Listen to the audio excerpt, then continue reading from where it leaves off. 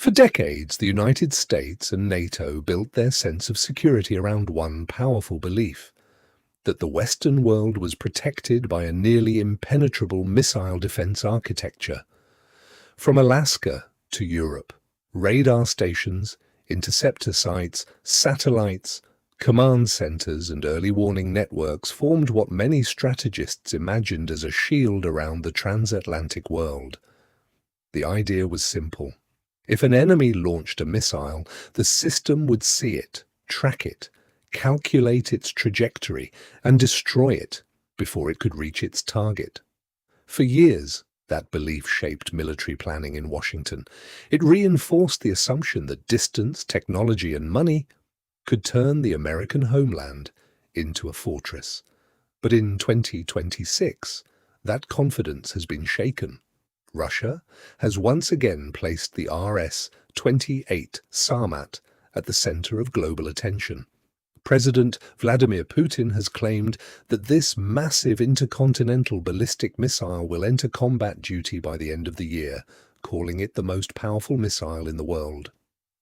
Western reporting confirms that Moscow has presented the Sarmat not merely as another nuclear weapon, but as a system designed to bypass modern missile defenses and preserve Russia's ability to retaliate under almost any scenario. This is why Sarmat matters. It is not designed to win a conventional battle. It is not a battlefield missile. It is not a weapon meant to change the outcome of a single campaign. It belongs to a darker category: strategic deterrence. Its real purpose is psychological, political, and existential. It tells any adversary that a first strike against Russia could never be safe, because Russia would still retain the ability to respond with catastrophic force. That message arrives at a dangerous moment.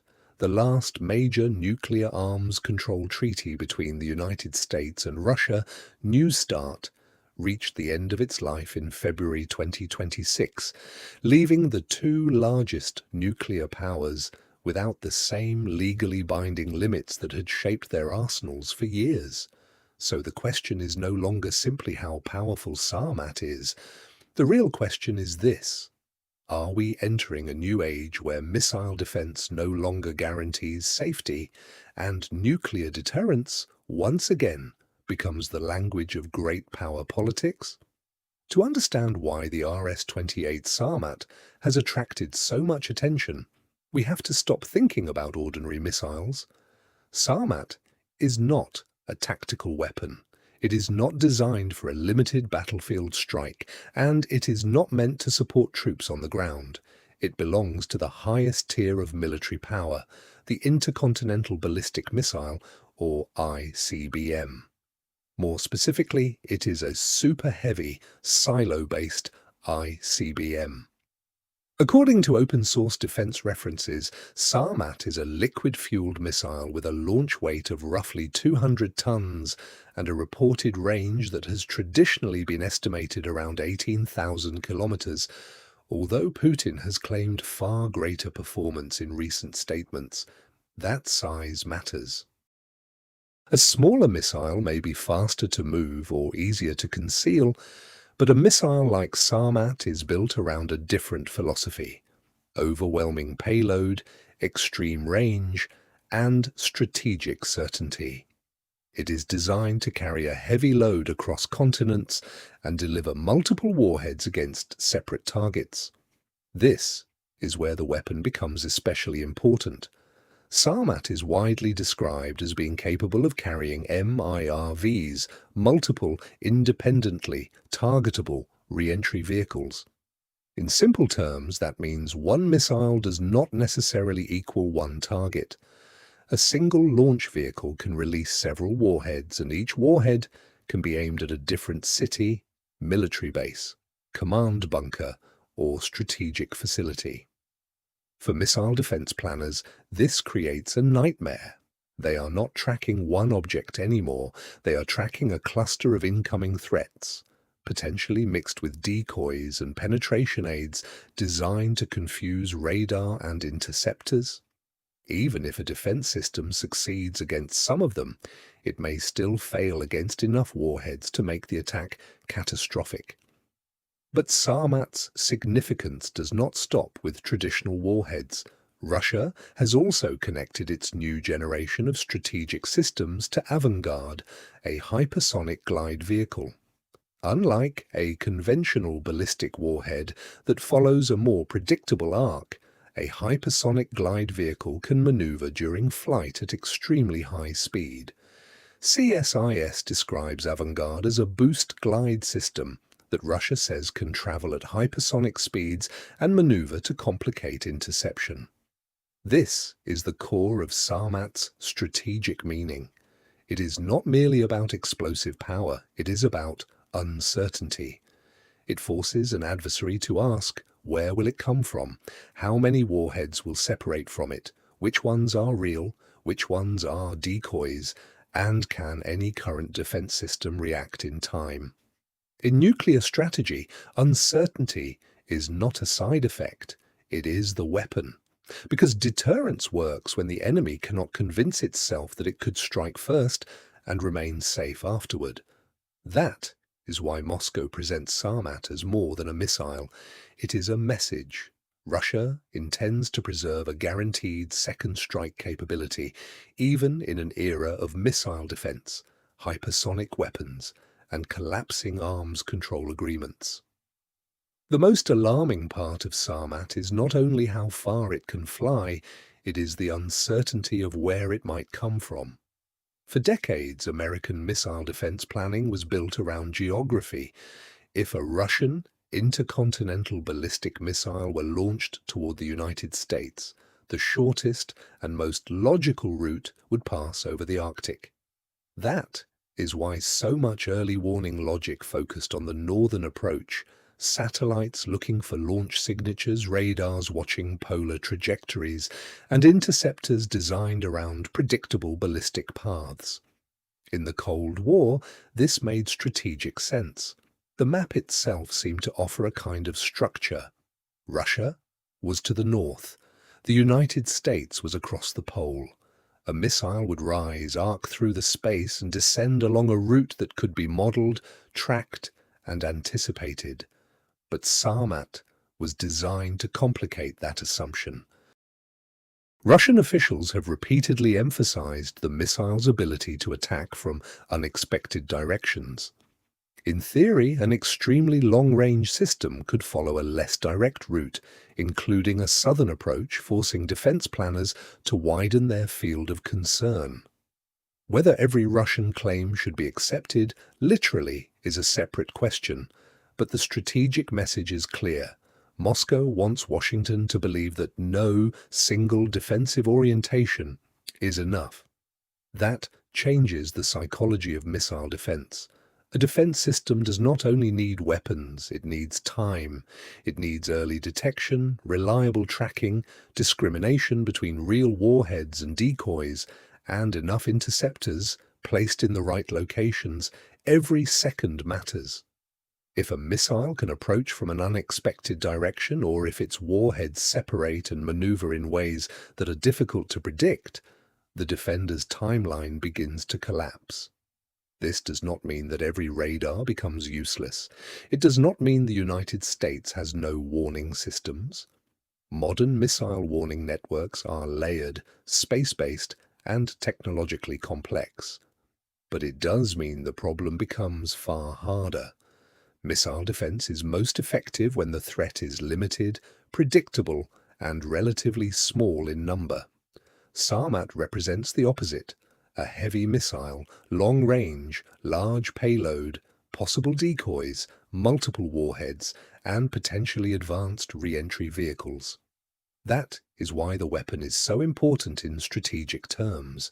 It is built not just to strike, but to overwhelm the planning assumptions behind defense. In this sense, Sarmat is less like a spear aimed at one target and more like a question forced into the mind of every military planner. Can you still guarantee protection when the attack may not come from where you expected, may not follow the path you modeled, and may not give you enough time to respond? For nuclear deterrence, that doubt is exactly the point. The terrifying logic of Sarmat is not based on one explosion, it is based on multiplication. A traditional image of a nuclear missile is simple. One missile rises, one warhead descends, one target is destroyed. But modern strategic missiles are far more complex.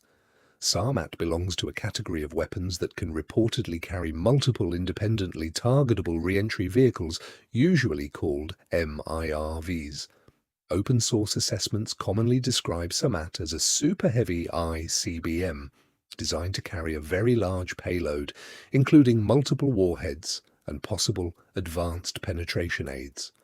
Reuters reported in 2024 that Sarmat is a 35-meter liquid-fueled missile with an estimated 18,000-kilometer range, and the ability, according to Russian media, to carry up to 16 MIRV nuclear warheads, as well as Avangard hypersonic glide vehicles. That changes everything. If one missile releases many warheads, then the defender is no longer solving one problem. It is solving 10, 12, or 16 problems at the same time. Each incoming object may be aimed at a different target. Some may be real warheads, others may be decoys, some may be accompanied by countermeasures designed to confuse sensors, overload tracking systems, or force the defender to waste interceptors. This is the nightmare scenario for missile defense. Interceptors are limited, reaction time is limited, radar clarity is limited, and in a nuclear exchange, the margin for error is almost non-existent. Even if a defense system performs well, it must perform almost perfectly. Missing just one warhead could mean the destruction of a city, a command center, a missile field, or a major military base. That is why MIRV technology is so strategically powerful. It creates saturation. It forces the defender to spend more, track more, guess more, and still remain uncertain. Then comes Avangard. Avangard adds a different layer of pressure. It is a Russian, nuclear-capable, hypersonic boost glide vehicle, one of the next-generation systems Putin presented in 2018. Unlike a conventional ballistic warhead, which follows a more predictable arc after re-entry, a boost glide vehicle can travel at extremely high speed while maneuvering inside or near the upper atmosphere. CSIS describes Avangard as a hypersonic boost glide system developed by Russia and notes that its maneuverability is central to the challenge it poses for missile defense. The point is not only speed. Speed matters, of course. A faster target gives the defender less time to detect, classify, track, and intercept. But maneuverability may matter even more. A ballistic warhead can be mathematically predicted once its trajectory is understood. A maneuvering glide vehicle turns that calculation into a moving puzzle. This is the psychology of deterrence. Sarmat does not have to be launched to influence decision-making. Its existence forces military planners to ask uncomfortable questions. Can we intercept every warhead? Can we distinguish real targets from decoys? Can we respond if the trajectory is unexpected? Can we remain confident under minutes of pressure? In nuclear strategy, doubt is power. A weapon like Sarmat is designed to plant that doubt inside the mind of the adversary. It says, you may strike, you may build defenses, you may calculate scenarios, but you cannot guarantee survival from retaliation. And as long as that uncertainty remains, deterrence remains alive. The timing of Sarmat's return to the spotlight is not accidental. Weapons do not exist in isolation. They appear, disappear, accelerate, or become politically useful depending on the larger strategic environment around them. And in 2026, that environment has become more unstable than at any point in decades. For years, the last major legal barrier restraining the strategic nuclear arsenals of the United States and Russia was New START. The treaty limited deployed strategic nuclear warheads and delivery systems, and it gave both sides a framework for transparency, verification, and predictability. It was never perfect. No arms control treaty can erase mistrust between nuclear powers, but New START still served an important function. It put numbers, procedures, and inspections around the most dangerous weapons on Earth. That structure ended in February 2026. The US State Department had confirmed that New START was extended through February 4, 2026. But after that point, the treaty's legal limits no longer continued unless a replacement or extension was agreed. This is the world Sarmat enters, a world where the two largest nuclear powers are no longer bound by the same treaty architecture that shaped strategic stability for more than a decade. A world where modernization programs are accelerating, a world where missile defense, hypersonic weapons, tactical nuclear debates, and regional wars all overlap. That is why Putin's announcement matters beyond the missile itself. By placing Sarmat on combat duty, Moscow is not only showing off a new weapon, it is signaling that Russia is preparing for an era in which formal arms control limits may no longer protect strategic balance. If Washington expands missile defenses, Moscow will expand penetration capabilities. If NATO increases pressure, Russia will emphasize survivable retaliation. If treaties disappear, deterrence returns to raw capability. This does not mean nuclear war is inevitable. In fact, the logic of deterrence is built on preventing war by making the cost of escalation unbearable. But the danger is that a world without rules depends more heavily on fear, signaling, and worst-case assumptions. And worst-case assumptions are unstable. When both sides believe they must move faster, deploy more, hide more, and prepare for surprise, the risk of miscalculation rises. A radar error, a cyber incident, a military exercise, or a political crisis could be interpreted through the lens of nuclear suspicion. That is the real significance of 2026. Sarmat is not just entering service as a missile, it is entering service as a symbol of a darker strategic age, an age after New START, where the guardrails are weaker, the weapons are faster, and the margin for misunderstanding is dangerously thin. But the strategic nightmare for Washington does not come from Russia alone. Sarmat is only one piece of a much larger picture. Across Eurasia, 3 nuclear-armed powers are modernizing their long-range missile forces at the same time: Russia, China, and North Korea. They do not need to form a formal alliance for their weapons to create pressure together. The effect is already visible: a more crowded, more unpredictable, and more difficult nuclear environment for the United States and its allies. Russia represents mass and destructive depth. With Sarmat, Moscow is emphasizing heavy payload, extreme range, and the ability to threaten multiple targets with one launch. Its message is direct. No missile shield can give the West a safe first strike option. China represents mobility and scale. Over the past several years, open-source analysts and US defense assessments have tracked China's rapid nuclear modernization, including new missile silos, road-mobile ICBMs, and a growing nuclear force designed to survive a first strike and retaliate. The US Department of Defense reported that China is expanding and diversifying its nuclear forces, with a projected stockpile that could continue growing through the 2030s. That changes the old equation.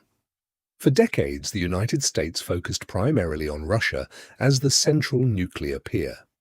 Now, it must account for 2 major nuclear competitors at once, each with different geography, doctrine, command systems, and launch platforms. Then there is North Korea. Pyongyang's Hwasong-18, a solid-fuel intercontinental ballistic missile, adds another layer of pressure. Solid fuel missiles are especially dangerous because they can be launched much more quickly than traditional liquid fuel systems. They do not require the same lengthy fueling process before launch, which reduces warning time and makes preemptive detection more difficult. North Korea has publicly tested Hwasong-18, and analysts have described it as a major step in Pyongyang's effort to build a more survivable nuclear deterrent. This is the new deterrence triangle. Russia pressures from the strategic north and beyond. China expands across the Indo-Pacific and continental Asia. North Korea compresses warning time on the Korean peninsula and threatens to drag regional crises into nuclear calculations. For NATO and the United States, this creates a problem no missile shield can easily solve. Defenses must watch different directions, different launch systems, different political leaders, and different escalation pathways all at once. The old world was dangerous, but simpler. The new world is dangerous because it is complex. And in that complexity, Sarmat becomes more than a Russian missile. It becomes one symbol of a broader shift, the end of uncontested Western military dominance and the rise of a multipolar nuclear order. In the end, the RS-28 Sarmat is not just a missile. It is a symbol of the world we are entering, a world where nuclear arms control is weaker, a world where missile defense is no longer enough to guarantee confidence, a world where hypersonic weapons, mobile launchers, solid fuel missiles, and strategic uncertainty are reshaping the balance of power. For Russia, Sarmat is meant to send one message: no adversary should ever believe it can strike first and escape retaliation. For the United States and NATO, the message is more uncomfortable. The age of absolute security is over. Geography, technology, and money may reduce risk, but they cannot erase it. And for the rest of the world, the lesson is even more serious.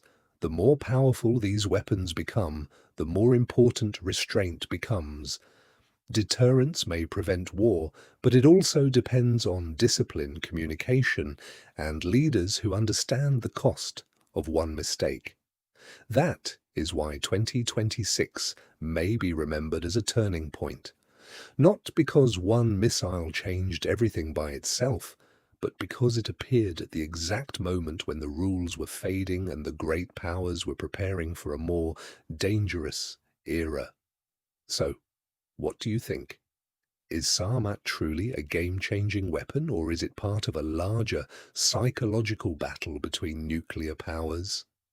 Share your thoughts in the comments, and if you want more deep analysis on military history, geopolitics, and the weapons shaping our future, subscribe to the channel and stay with us for the next episode.